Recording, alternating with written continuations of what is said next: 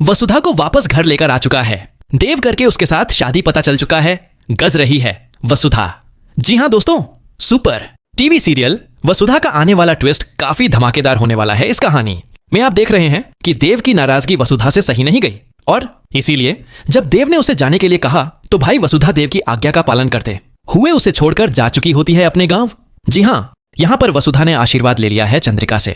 इतना ही नहीं, देव यहां पर इतना नाराज है कि उसे समझ नहीं आ रहा है कि उसने वसुधा का दिल दुखा दिया है।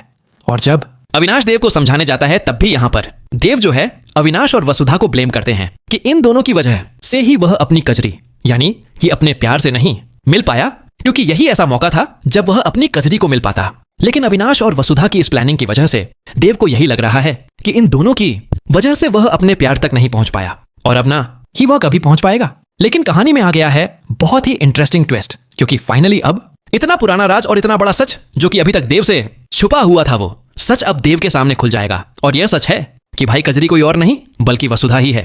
जिन आंखों को देखकर देव को प्यार हो गया था, जिन आंखों को देखने के लिए देव तरस रहा था, वो आंखें जो है वसुधा की ही है। वसुधा ने कोई नाटक नहीं किया, बल्कि वह तो सच में ही आज तक देव के लिए बस अच्छा ही चाह रही थी। लेकिन देव इस बात को समझ नहीं पाया, जहां फाइनली अब देव जो है वह माफी मांगता हुआ नजर आने वाला है वसुधा से। इतना ही नहीं, देव अब वसुधा से अपनी कसम देकर यह भी पूछने वाला है कि तुमने इतना बड़ा सच क्यों छुपाया? क्या तुम्हें मुझ पर भरोसा नहीं था? क्योंकि भाई वसुधा जानती है कि चंद्रिका यानी कि देवी हुकुम जो है कभी भी इस रिश्ते को ना ही अपनाएंगी और ना ही इस शादी को एक्सेप्ट करेंगी।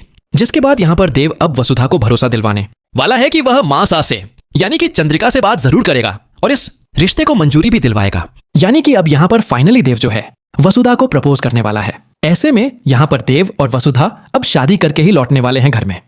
जी हां, बहुत ही इंटरेस्टिंग और बहुत ही मजेदार मोड आने वाला है, क्योंकि आखिरकार वसुधा और देव को एक दूसरे का प्यार और साथ मिल ही जाएगा।